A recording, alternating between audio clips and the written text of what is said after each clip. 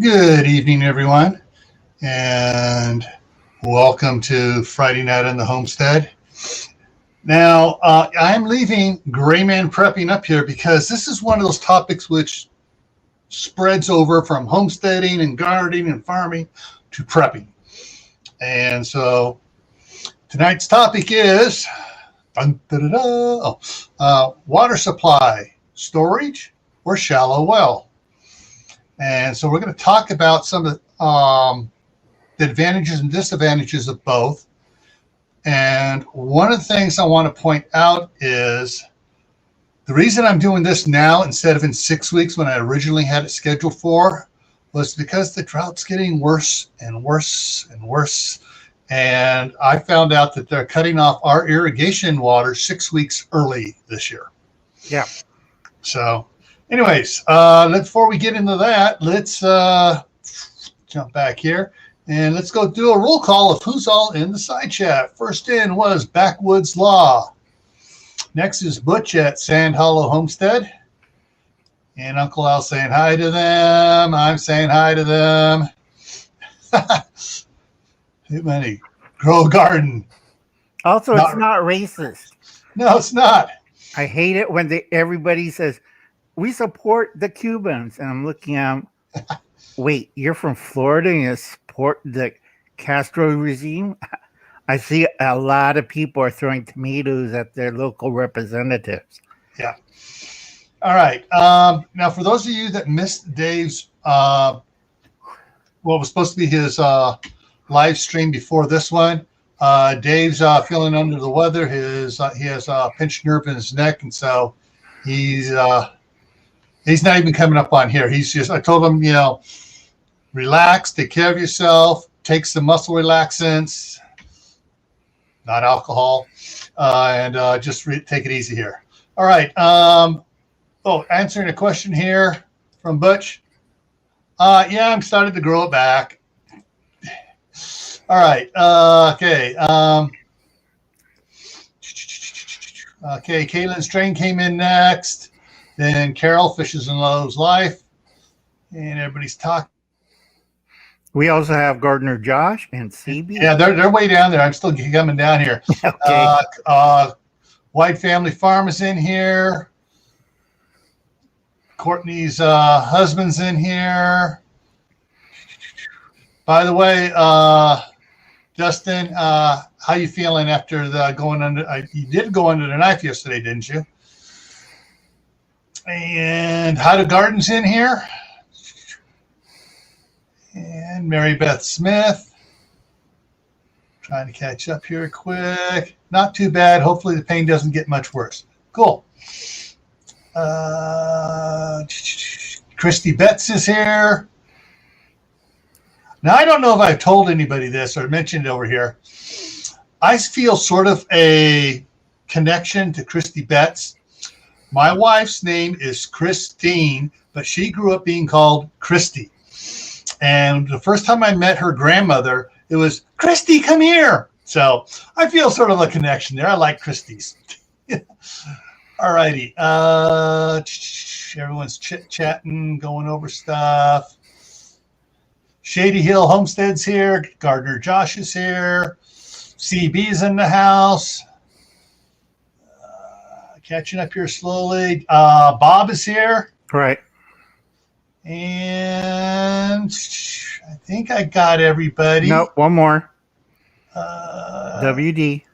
WD slipped it. Well, I missed that message. He jumped across there. There he is. Yep. WD Glock and Roll. Yep. All righty. So got everybody. Hi, everybody. And all those of you that are lurking in the site, lurking and not commenting. Hi, welcome as well. Yeah. Hey, Steve.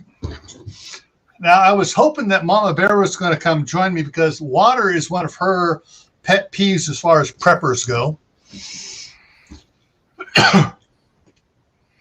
Oh, CB. Her name is Christine. Now, my wife's Christine is Christine without an H, and she used to joke when we first got married. Yeah, my dad kicked the H out of me when I was a kid. Lisa Lee's here? Yes. All righty. Okay, so let's head back over here to the slideshow.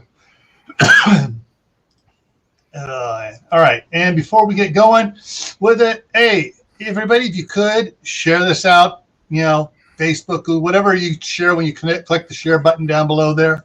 Get it out to your friends and stuff. All righty. So basically, we're talking about a backup water supply. However, if you're like some people and you want to go off grid, this backup water supply will become your main water supply. Hey, Albany Mountain Homestead. All righty. So let's get into, we talk about water supply and stuff. What's the first thing pops to people's mind? Hey, 5-gallon jugs, 7-gallon jugs, 3-gallon jugs, 55-gallon barrels. This stuff pops into everybody's mind first thing off. And this is not to discount this. This is a part of your backup water supply for some of the stuff we're going to get to. Even if you have a shallow well, you want to have a bunch of these on hand, because every now and then, what happens to a well? The power goes out.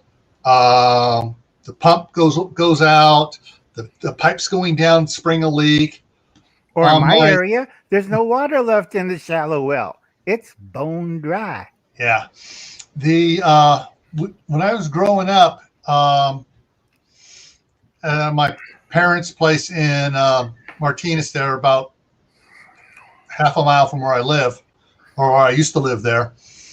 They had a well. The water table fluctuated from 75 feet down to 115 feet. And I can't tell you how many times I pulled that double jet piping out of that thing to replace either the footer, the valve, find the leak somewhere along it and patch it, replace pumps. Finally, I got tired. I put 2 pumps in on it and a diverter. So when one went out, I just disconnected it. It ran the other pump, replaced it, and waited for the other one to go out and switched over to the new one.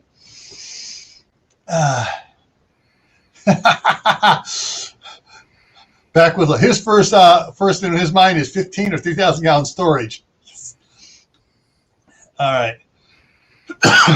All right, here. So let's go on the next slide here. And then the next thing people talk about is 55-gallon barrels. They think, oh, man, we're going big time. We got 55-gallon barrels. Froze. Yeah, I know. I froze.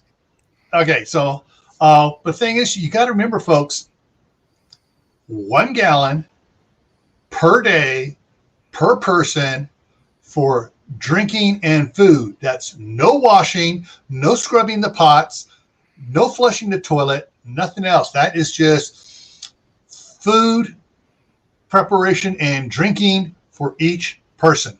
Right. Let me clarify that, folks, that each gallon is 8 pounds, 8.8 pounds. That's heavy. When you add washing, toilet use, add washing 3 gallons, add toilet use 5 gallons, cooking 10 gallons. So you figure out for 1 month of use, that's 10,000 gallons you have to save up. Now, there are some things we'll get to near the end of this, how you can extend a lot of that. All right. Yeah. Carol wants more. Yeah. So let's go here. And then, of course, you can go up. Like I got a couple of these out in the shop of the IBC totes with fresh water in it, potable water. And I got a couple 55-gallon barrels out there of potable water. And then I have a couple that have non-potable water. So if the water system here in the city goes out and it takes a guy a day or two to get it fixed, I'm okay. All right. Now we're talking serious tanks here. Now, if you're going to get a tank like this, do not buy used. Right. Because you don't know what's been in there. So that's all we're going to say. We're not going to talk about possible chemicals off the farm. But hey, it's Sean in Alaska. All right. Now, one of the things to consider on these tanks, to remember, they come in all sorts of different sizes, as you can see. Let's see if the next one has it. Yeah. So these tanks come down into the 200 gallons size, all the way up to 20,000 gallons. Right. And these folks are the small ones that will Yes. fit on a flatbed. They Yeah. have bigger ones in the 10,000, 5,000, and higher. It's bigger than the last one at the end, the tan one. Yeah. That's That's could fit on an a trailer. F-250 or trailer, and you Yeah. could transport it. They do have bigger ones, and people say, "How big are them?" And then I show mine, and they said, "It's bigger than the truck." Yeah, that's why you need semi-rig to haul them, and it's Yeah. not cheap when you do that. Yeah. Experience. Now, there, I actually saw on a YouTube video on it where they got corrugated material panels and they built a huge, circle, and they built up a tank without a top, and they had a bladder inside of it, and they just filled the bladder up, and all the corrugated was for was to protect the bladder from the weather and to hold its shape as it filled up with water. Also punchers too. Yeah. And okay, so now they do have tanks that you can bury underground so all your neighbors don't see your water and they don't know what you're Or doing. if you go to West S channel, he buried one of those cattle tanks on his property, so it's buried. Made a great video of it, and he hooked it up to the roof. But he lives in West Texas. What do they have in West Texas other than rain? They have sometimes they have nothing, and other times they have some I just thought it, Dust flying in the air. yeah, but they Drifting also out have there are times when they don't have any rain going on, and monsoons. That's what I was saying. Right. About. They'll have a monsoon season there. Right. So you want to keep the roof clean if you live on West Texas, because Wes forgot one year and his water was all coffee colored, and his wife was mad when she took a shower. Turned on the water, and guess what came out and hit her? Yeah. Now, they do have tanks that are specifically designed to be buried, where the top's not still above the ground at all, and it's got to have ribs on it. If it doesn't have ribs on it, you have risk the chance of it pancaking down. Right. And it collapsing in from the sides. They have all sorts of shapes and sizes of these. And they got small ones, so you can just keep on, you start burying them and you get enough money, you dig. Froze again. Yeah, froze again. You dig back up to them and you add a couple more to the line. Right. Nice thing, these can be interconnected because they have the module systems on the side. You have to be careful on the plastic. It has to be food grade. You do not want the septic tank one. No, that's fiberglass, and those deteriorate. And if you put water in it, guess what's floating around in the water? It ain't sewage. If the fiberglass starts breaking down, you got the resin and pieces of glass. Yeah. But yeah, so what was that? One of our neighbors fell in their hand dug well last year and did not make it. Ooh, not good. We're going to talk a little bit about hand dug wells too. All right. And they even have ones that are, like one big interconnected one. Now this one here, I'm not sure if you can tell it, but if you can see where my cursor is moving, that's a joint section. Right. And you can expand that out longer by adding, more of the straight pieces in there. So these are expandable ones there. And notice, folks, these are ribbed. Yes, very strongly ribbed. This is the type that you basically, when you get done filling it in, you can actually pour concrete or asphalt over the gravel to make it a driveway parking. That's how strong these are. But you want to put sand and gravel on top, not dirt. Yeah. Look how they set this up, folks. You do not want dirt. You want a layer of gravel and sand. Why? Because clay squeezes everything. And if this was solid clay against that would be crushed in less than 2 years. Yeah. All right. Now, so we talked about storage. Let me go back on that. I don't want to jump into this screen yet. So storage is an option a lot of people go to. Now, some people can't go this big on storage. They got to go back to that first slide where we had the 2.5 to 3 gallon, the small little ones that the water bricks you can stick under your beds, stuff like that, because they live in an apartment. Yep. Now, if you're in an apartment that has a garage space, closing garage space for you to use, you can store water in there. But if you store any type of water container on cement, you got to lift it up and put some wood under it, at least 1.5 inches of wood. You lay out 2x4s or a couple sheets of plywood. Best thing is, though, a pallet. Right. Set it up on pallets. Because as we've mentioned several times over the last, several months, when we're talking about water, even though it's plastic and stuff, it is still permeable. Your water's not really going to leach out, but other chemicals can leach in, such as the lime and certain things in a concrete mix that will leach in through the plastic into the water because of the ionic charge between the Positive water and negative, and the concrete and the water, and it's going to, Right. So also, folks, if you're smart, you could pick up a Harbor Freight, the little dolly systems. You put your 55-gallon drum on it because it's rated for that weight, up to 500 pounds. You put it on the little dolly, which is $5, and you push it into the garage or into the storage unit, like I did. I have a big storage unit, so I push all my extra water barrels in there, and everybody's looking at me like, oh, I'm just putting some stuff away. Little old man in a truck and pushing some blue barrels. Nobody ever looks a second time. Maybe the guy down the other storage unit. Who knows? I got some things here. Okay. Hi, Firman HVAC. Emmett. Welcome. And I have told people more about this. The IBC totes. And I'm just going to jump back here for it so you guys can see it. The IBC totes here, the white and the blue one here, the cage on it is to keep it from going out because that is a soft plastic. It will collapse. You can't just bury it and watch it go and have it hold up. If you fill full of water, bury it, pack it. Guess what happens as soon as you pull the water out of it and the first bit of ground moisture hits that dirt?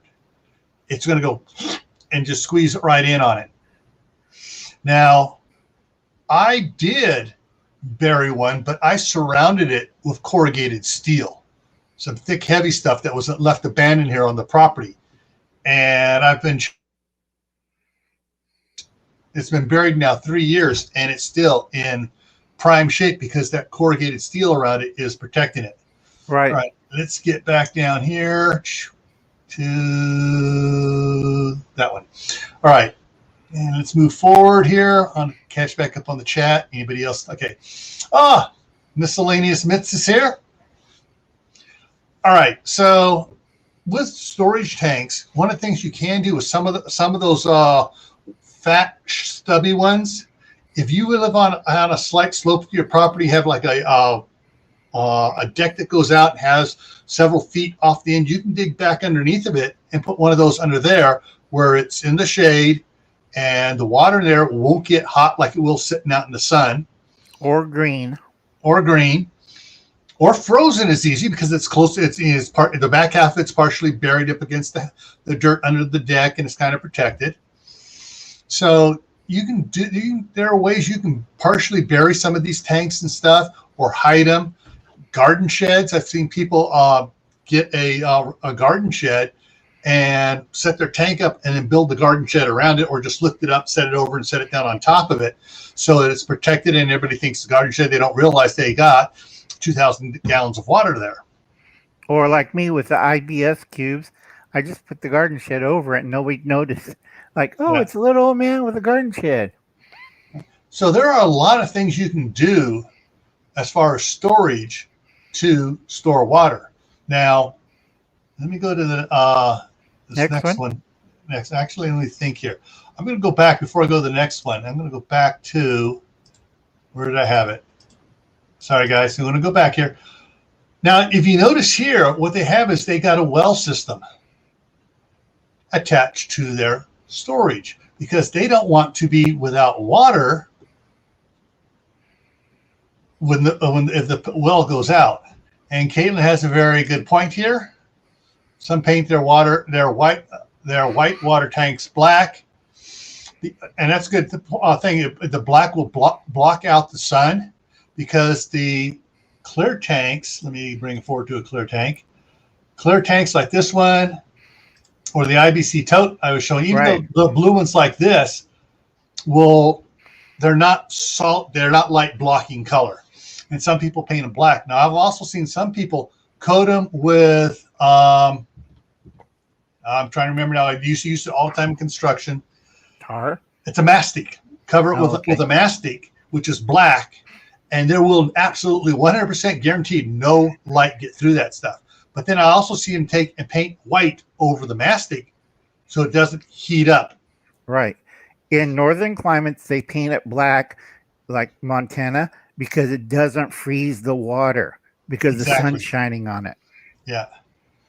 All right. Courtney says her well is 100 feet down. So but they live in Ohio.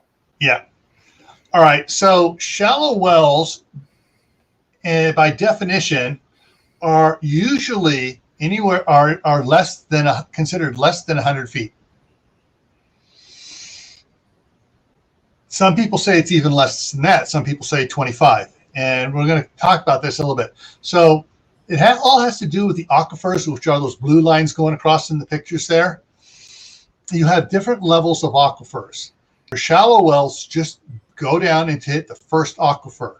Medium wells will go down. Sometimes they'll hit the first aquifer. Sometimes they'll penetrate in the second.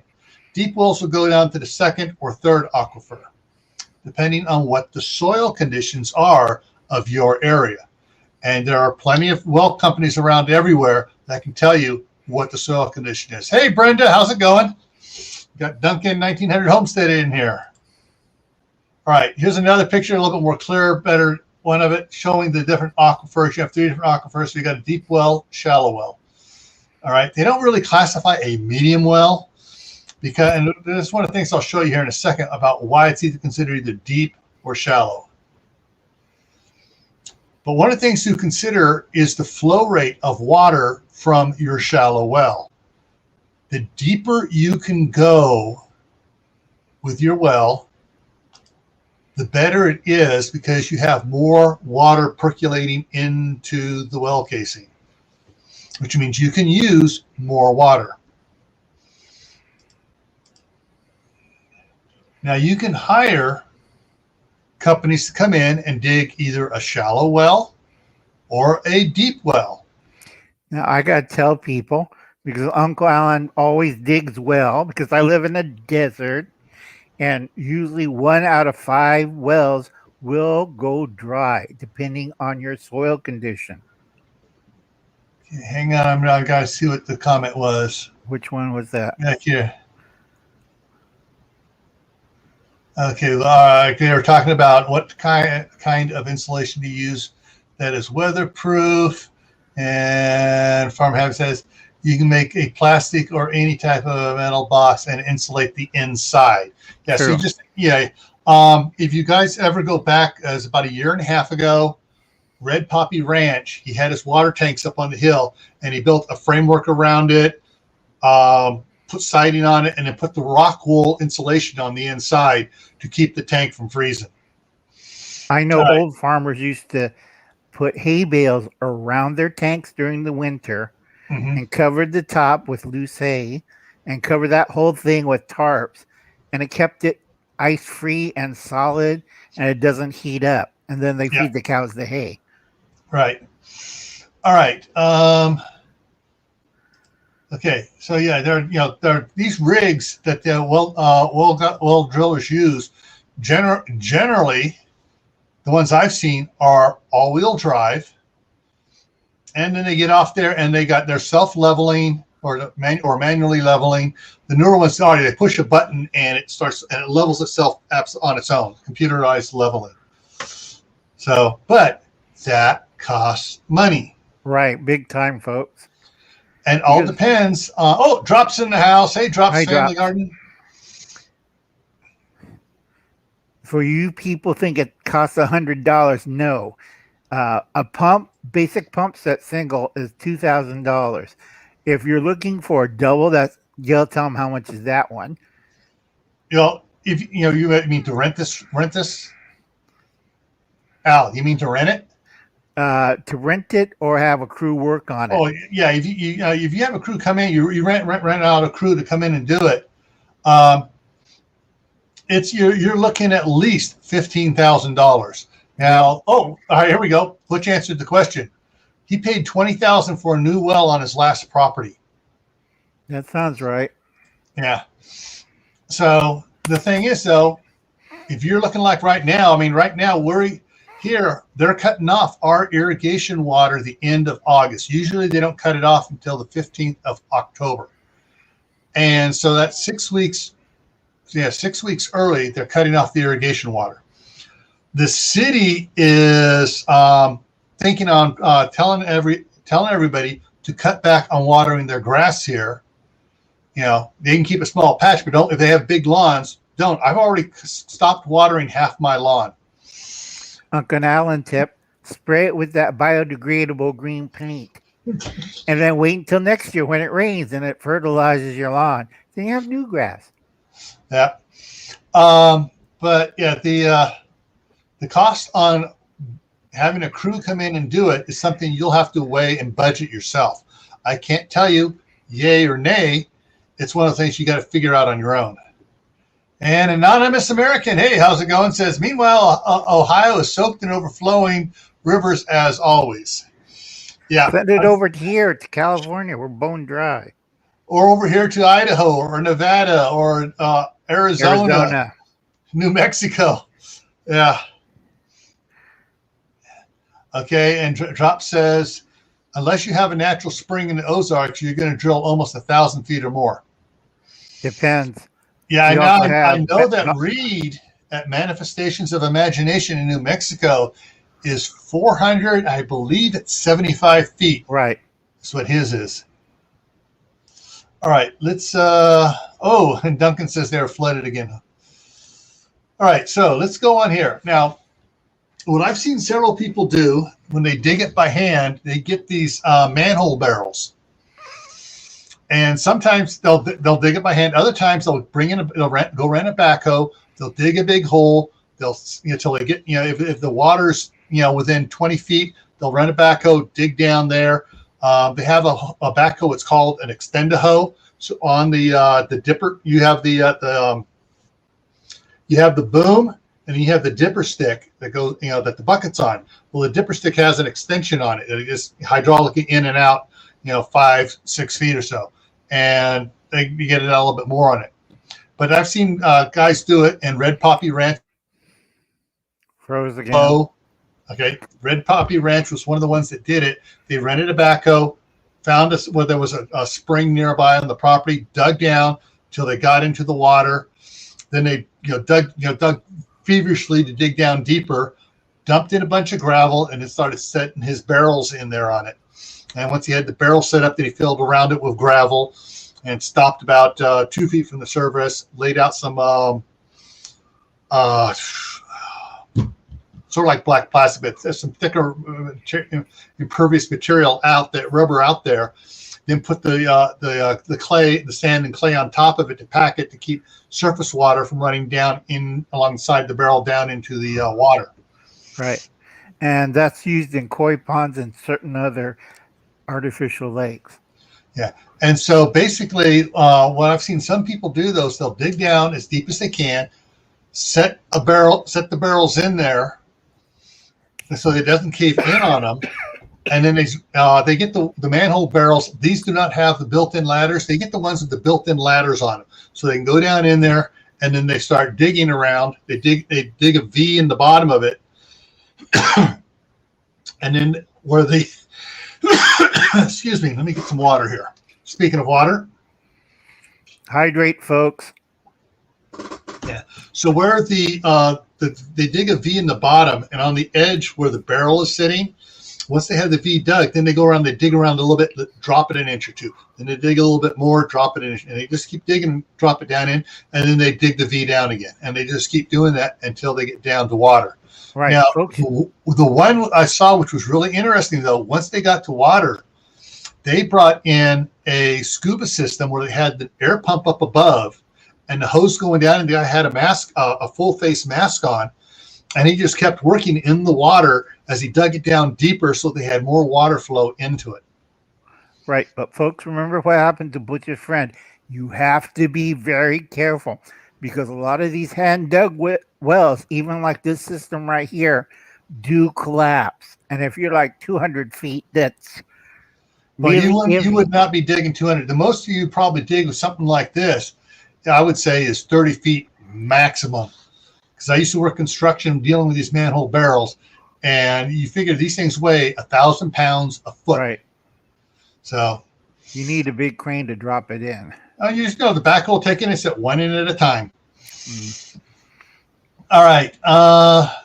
So if you're hand digging like this, a pit well, basically, you got to be careful because there is a chance. There's a chance of collapse. You get the barrels, the manhole barrels, or the corrugated steel. They have corrugated steel you can assemble to make your rings, and you set those in. The problem is the corrugated is not smooth, and if it hangs up, it's a pain to get it moving again. All right, the next slide here. Now, the first video I started looking for when I bought the place across the street was how to dig a shallow well. And the guy that came up, he had several videos out there on that, and he used an 8-inch post hole digger, the auger type. And he would dig down like 3 feet, pull it out, add a 3-foot extension in there. Go another 3 feet, pull it out, add another 3-foot extension in there. Dig down, pull it out, take that 6 feet off, put a 10-foot on there, and take it down. And he, wound up going down like, I think it was 25 feet. And he was hitting water, and he just kept digging it out. And then he dropped in his plastic pipe. But that was an interesting video, and that's one of the ones that really got me watching all you guys out there, all the homesteading channels, was that guy. All right. This is an auger that's made for drilling a well. It's got the 3/4 inch pipe fitting on the top, and you just, it's made to hold more dirt and do that. Now, Firman HVC saw that video. Yeah, that old guy, I mean, he just didn't stop. He just kept on going. Made me feel bad for, my condition. All right. Now, I have seen these before. In fact, this unit under here in landscaping, that's called an ocamole, and you don't go vertically with it. You go horizontally to drill a hole underneath driveways to run irrigation pipe for landscaping up through it. And my brother had a couple of these, and we use those all the time. But they have them where you use it for drilling. Froze again. Froze. Now, the largest vertical drilling I've seen for these is a 4-inch bit. And that one had problems. Usually they use a 2.5, 3-inch bit because as you're drilling, the water's pumped down the pipe, and the bit end on it usually has like 3 little blades off it, and it has 3 jets drilled through it, so the water comes out and flushes it and bubbles up, and we'll show some more things on that here in a second. But with this type here, you're limited to the size of the hole you can do with it because you got to get the water to force the debris material out. This one here. And Dave's here. And Dave's here. Hey, Dave. All right. Somebody must have said something. All right. So on this one here, what they're doing is they're drilling down in and they're leaving the pipe in as they go. They're just adding on to it. And this has a little clamp here on it that they tighten up so you can just wiggle it back and forth as the water as it drills down, pumps the water out. And this is the way it works. And this is the problem with the drilling them yourself, this type. you have to have enough water flow going down in to force the cuttings and debris material out. Right. And folks, if you read that line, which Gil's going to say in 1 second, dirt, sand, and clay. Yeah. Now with this one here, you notice that it's kind of hard to see, but they got little teeth on the bottom piece, so it kind of grinds up as it goes down in. The problem is when you hit cobbles and big rocks and gravel, it doesn't like to go through that. This is good for sand, clay, small stuff that will, because whatever you're drilling through has to be able to fit up that space between the pipe and the hole. Little difference. That's all there is. Just a little difference for it just to come up. Hey, Viper.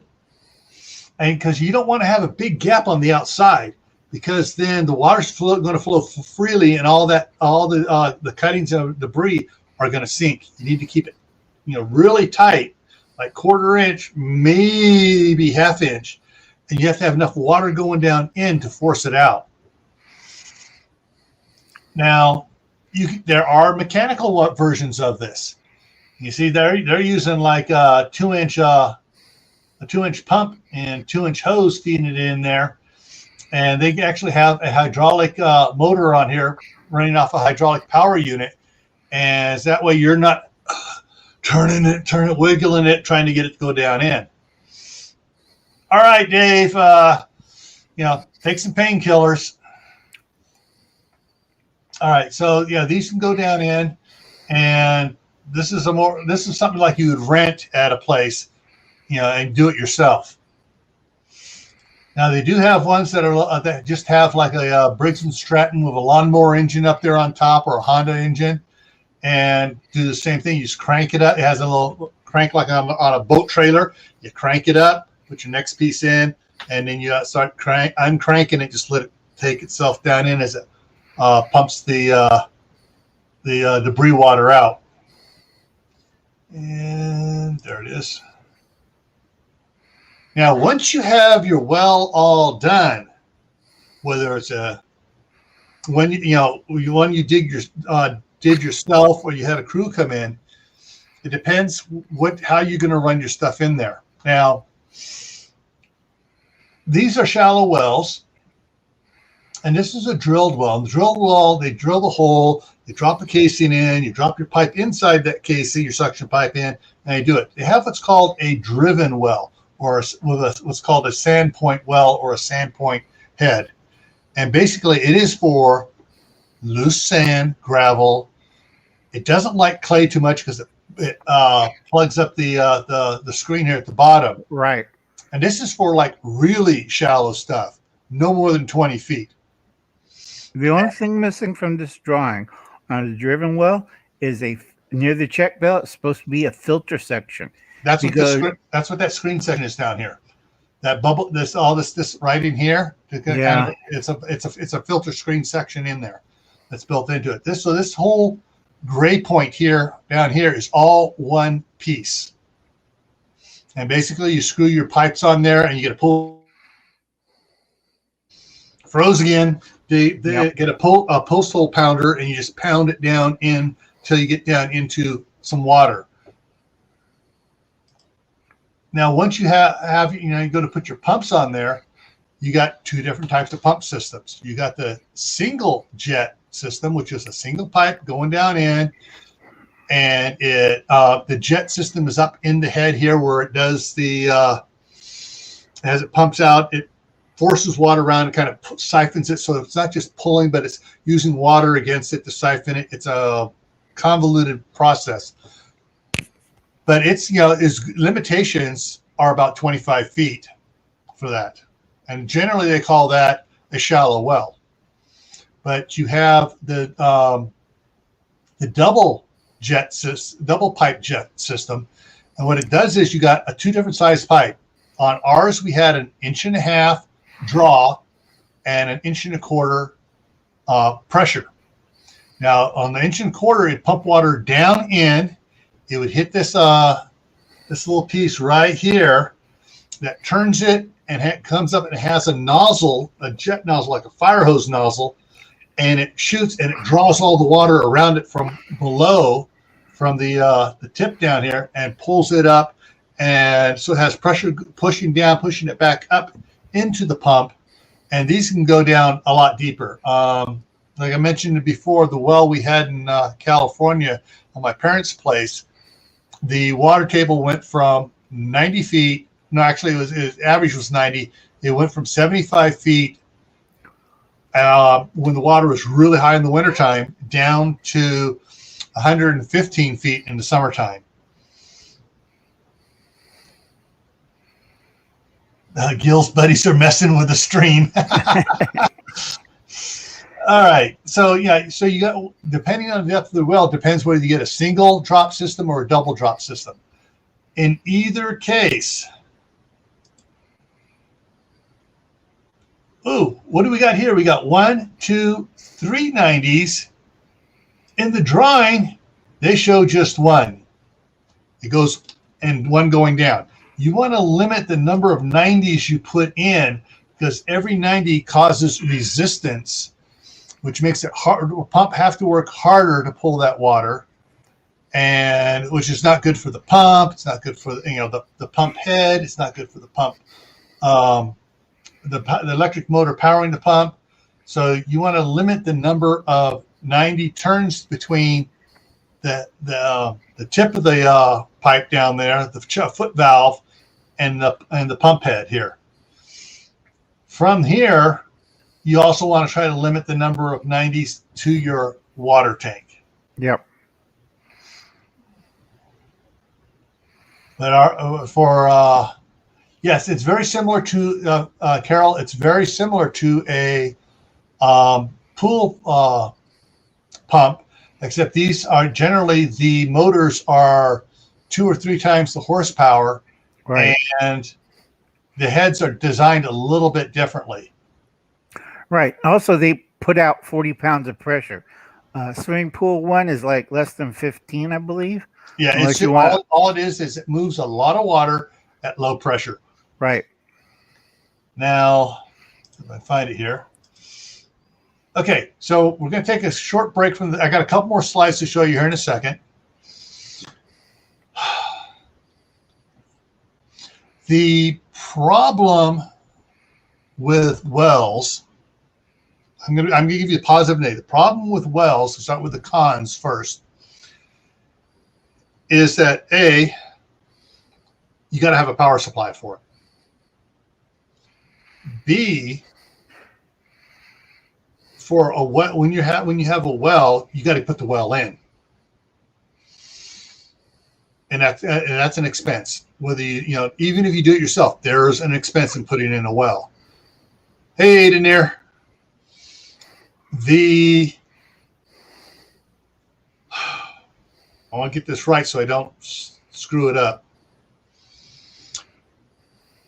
The maintenance of a well is not limited to just the pump, the tank, the pipe, and if you're below 25 feet, the jet head.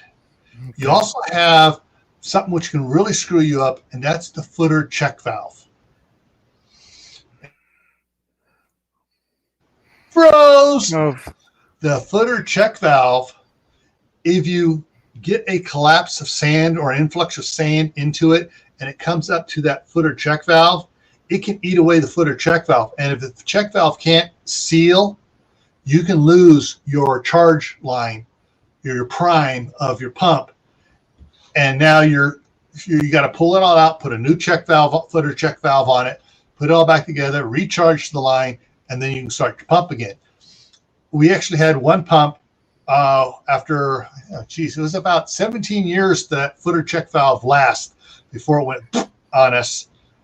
And when it went out on us, we didn't realize that, and it burnt up the pump because it had no water in it, and it just fried itself. Right.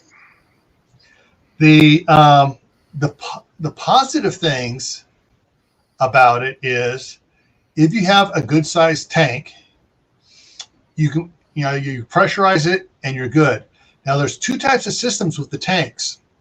We had a 125 gallon steel tank, glass lined, and it had a plug halfway down on the side.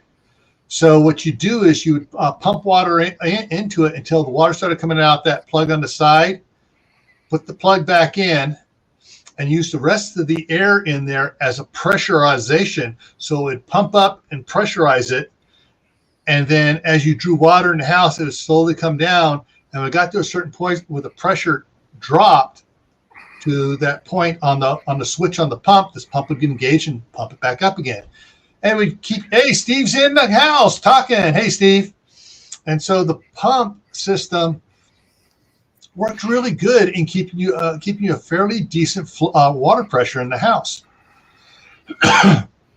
Now, one of the systems I worked on for a friend, he had the 125 gallon tank, and he had a 300 gallon tank sitting right next to it. But he had no air pocket in the 300 gallon tank, and he had a small booster pump off of that tank to the house. So he had provided a constant pressure to his house at all times. On his phone, hard to keep up on the chat. Oh, it's okay, Steve. We all love you anyways. So, a good well system designed right, you can have constant water pressure and not worry about it. Now, some people, if they have enough land and the land has elevation to it, put the tank up higher. So all they do is pump up into the tank, and then they just have a pressure regulator valve halfway between the tank and the house, so that the water pressure coming to the house stays constant, so it doesn't get too high, and you don't have to worry about it. You just pump up and fill up the tank, and tank gets to a certain level, has a float sensor in it, shuts off the pump, and when it gets down so low, the sensor just says, "Oh, well, turn it on," and it pumps back up. Right. Now, folks. Yeah, go ahead, Al. Folks, you have to balance these tanks carefully. You have to impact the soil on the bottom, layer it with sand. You do not want a 3,000 or 4,000 gallon tank slip off and rolling towards your house. That's full of water. So can you imagine the tank versus your house? Not going to be a pretty sight. Yeah. Or it just may split as soon as it falls over, and you're going to have just the water rushing down. But when you have your tanks set up elevation wise, that is probably one of the best setups, because if you have a large tank up there, 2, 3, 4, 5,000 gallon tank, 10,000, whatever, and you have it so it gets down, within 3 feet of the bottom of the tank, and it shuts off when it gets within a foot of the top of the tank, it's full, and you use all that water for days and days without the pump coming on. Pump's going on, off. With some of the others, it comes on for a little bit, for about 5-10 minutes, and turns off. And with the smaller tanks, and it pressurizes like the type I mentioned I had at my place when I was growing up. Hey, Raven Cat, Cecilia. So when you have one of these gravity feed ones up on the hillside, it just comes on once and it fills it up. On and off on a pump stresses the pump and froze again. And it's harder on the pump to have it go cycling on and off. Whereas it just turns on and it fills, spends half a day filling it up and turns off, and you go a whole week without it coming on again. That works better. And now, if anybody's seen the old Western movies, a lot of the railroad water tanks were like that. And you have a big hose thing goes over and fills the thing. A steam train will stay next to it, tap the well, pump in water for the next train, and they leave. And that's why you don't see windmills. The early ones did. Later on, the steam engine took care of it. Yeah. All right. Okay. One of the things to talk about here with water storage, even with a well, because sometimes the water table drops on you and like during the August into September, our water table started getting down to 100, 110, 115 feet down to the bottom of our pipe going down. So we couldn't use as much water as we could in January when it was up at 65 feet. One of the things that you can do to extend your water usage, and especially if you're off grid or in emergencies, let me get this back up here. I got two things to add in here first, so let's bring this up here. If you're on a farm and you have, or a homestead, whatever, and you got an area of garden that's away from the house, and some people would basically just they put the hoses out there and let it run down the ditch and soaks the whole thing. And they waters 3 or 4 lines of crops, and they go out there several hours later, they move the hose over. You're actually wasting a lot of water. Because it soaks in down past the roots and just keeps on going, or you lose it off. If you need to conserve water, a water trailer, either a big one or a small one, you go along and you can hook it up with a little pump on there, or you just gravity feed it in a hose, and you just go out there and you individually water the plants. Yes, it's hard, but it's a way to conserve water. Now, what I started to say was, if you want to really conserve water, you can reuse water, and that's usually called gray water. Now, there's basically, in general, they classify it as gray water and black water. Black water is toilet water. All right. Gray water is, that's everything else. Well, yeah, some of us don't think so. There's black water, dark gray, and gray water. Right. Dark gray can be considered shower water because some kids like to pee in the shower. And sometimes people consider the kitchen sink, where you have a garbage disposal, as being dark gray because you got mass in there that's going to rot and stuff. It's not poo, but right. You got stuff that gets run through the garbage disposal. Now, if you have your kids well trained so that they don't pee in the shower or poo, the little ones, I've had a couple of them poo in the tub, the grandkids. If you have basically, quote, clean gray water in the shower going down, you can use that for the garden. You could probably get away with a kid that pees occasionally. But that's great for garden water, and it's also great for plumbing into the toilets. Right. But you have to be careful when you use gray water, because if you don't treat it right, filter it before you put it out there, we have botulism from Mexico because they use a lot of gray water there. And remember arugula this year, Gil? Everybody, we're getting botulism from it. Yep. All right, let's see. Septic tanks. Drops talks about septic tank. When we lived in Arizona, we had a septic tank. Guess where the garden grew the best?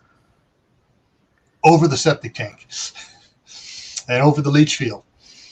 But the gray water use, we're going to get into a lot more on gray water use, and a lot more into it on this coming Wednesday.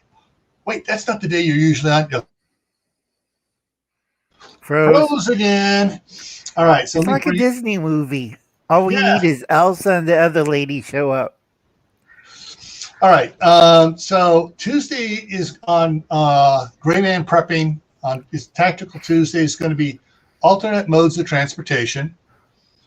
On Wednesday, July 21st, is the 8th year anniversary when I first started the original Gray Man Prepping channel back when I worked at DHS. And so it's going to be like a little anniversary party live stream. And we're going to talk about black water, gray water, and dark gray water. And I'm going to have some pictures for you. And we're going to talk about plumbing, ways to plumb it, and the valves you can get to make it really neat to change. So if you know one of the kids who always pees in the shower is getting in, you go out and turn a valve, and it takes it from going out the gray water side and diverts it to the black water side. So that's what's coming up on Tuesday and Wednesday. Next Friday is going to be communicating on the homestead. We're going to talk about if you're on a large homestead and you have, 5 acres, 10 acres, 5 acres. I mean, I'm on the other side of the street. There's been times my daughter's been screaming her head off trying to find me, and I'm out on the far side working on the fence. So we're going to talk about ways you can communicate on the homestead for just normal working routine and in emergencies as well. Backwoods law. Oh, I got to put that one up there. Alternate mode of transportation. A1 Abrams three pack. Yeah, give me a 3-pack of the Strikers. Oh boy. Yeah. All right. There we go. And we're almost at the top of the hour. Yeah. My other video is Texas snow fail number 3 is water. And what everybody failed, nobody had 10 gallons of water, not even to flush their toilets, which was a lot of funny because after a while, the toilets froze over. Yeah. What was interesting is that certain areas in the same city, some areas froze harder and other areas were nice and warm. Right. So it was weird because my sister, they turned off the power to her house, but her youngest son was like 5 miles away, and he had power, and it was actually warmer over there outside temperature by 3 degrees than it was at her house. She just, so she opened up some windows and drained all her water lines, and then let it freeze inside her house for all her frozen food and everything she took, and whatever she wanted, like jams and jellies in jars, she took with her over to her son's house. And when the power came back on, the furnace came on, she got a little alert, furnace is on, she went back, closed up the windows, let the house heat it up, and turned the water back on. But so now, folks, sometimes have to do a video on Parton survival video. You cannot let a apartment building chill out or freeze like a house. 2 reasons, Gil and me and Dave went over this, is the plumbing system. I keep telling people this. They all look at me. So what's wrong having an apartment on the first, second, third floor? I remember my response, Gil. Ever seen Exorcist? Out of the toilet. Right. They had fire department. They're trying to seal off this one toilet in this one lady's house, and they're walking about boot deep of wastewater coming out of the toilet because she was on the first floor. Yeah. Yeah. The one of the things to do if you're in an area where you have worried about a possible freezing of your water lines and stuff, outside of the house, what you do is when the water line starts to come up from the very deep level, go ahead and dig down around it. You put what we call a stovepipe valve system in. And so you dig a hole where you put in an 8-inch or 12-inch pipe down in there. The pipe on the bottom of it has a U-shaped notch cut up in it, upwards of about 18 inches. You dig dig about 2 feet past the water line.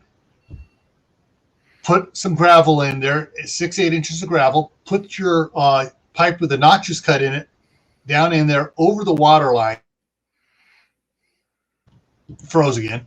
So after it's over the water line, then you put rock in around the outside, and you don't put anything on the inside. What you put in there in that space inside there before you drop the pipe on, you put in what's known as a diverter drain valve. And so what it is, you turn it one way and the water goes through. You turn it another way, it shuts off the water coming in and allows the water to drain back out of the house, out the bottom, and it drains all the water out of the house. A friend of ours had a cabin up at Lake Tahoe And so when we would go up there, they had the box out there. We'd open up the box. There's that pipe down in there. We put the T-bar down in there, turn it on. Before we'd leave, a half hour before we leave, we turn it off, and we go and open up all the valves in the house and let it drain out. So right. And folks, be careful if you have a water heater, because people forget once they drain the pipes. Do we shut off the water heater? yeah. Next day, house is on fire. No water to the house. Either that or the if it's an electric water heater, the elements burn up inside. Mm-hmm. But or if it is a gas one, it burns a hole in the bottom of it, and yeah. So, alrighty, folks, we're gonna wrap it up here. We covered what's coming up next, and Al has his video coming out here, number 3 from Texas. And I'll have one coming out tomorrow. What's tomorrow one's going to be in? I think it's going to be the garden tour. I didn't put that one out there. So I finished that. Yeah, I edited that today. So that'll be coming out tomorrow morning, the garden tour here in Idaho. And I've got a couple of other ones I'm doing for Gray Man Prepping on freeze-dried foods, different companies and stuff of the stuff I have here, just showing some of the stuff I've gotten over the years. Right. How's your tractor doing? The lawn tractor they dropped and the lawn tractor is actually running great.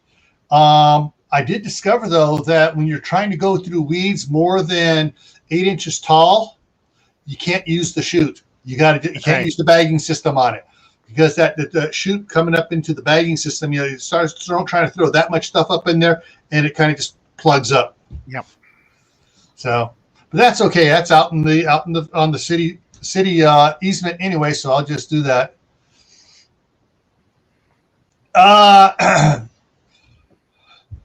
Don't forget to check out Steve's video today on rule of law.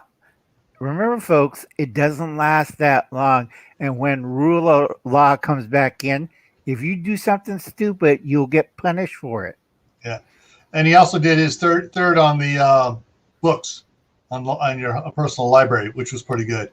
Right. And Steve, don't get mad at me, but California used to be the best place to live. I loved California till a certain bunch of demons got in there and started screwing it up, giving out free stuff and taking your tax money, Steve, and giving it to the lazies. So, as always, everyone, stay happy, stay safe, stay prepared, and if you can, grow something this year. All righty? Okay. And remember, it's not racist. It's not racist to grow stuff. It's thrifty, it's patriotic, it's healthy. Hey, they used to have Liberty Gardens. All right. See y'all later.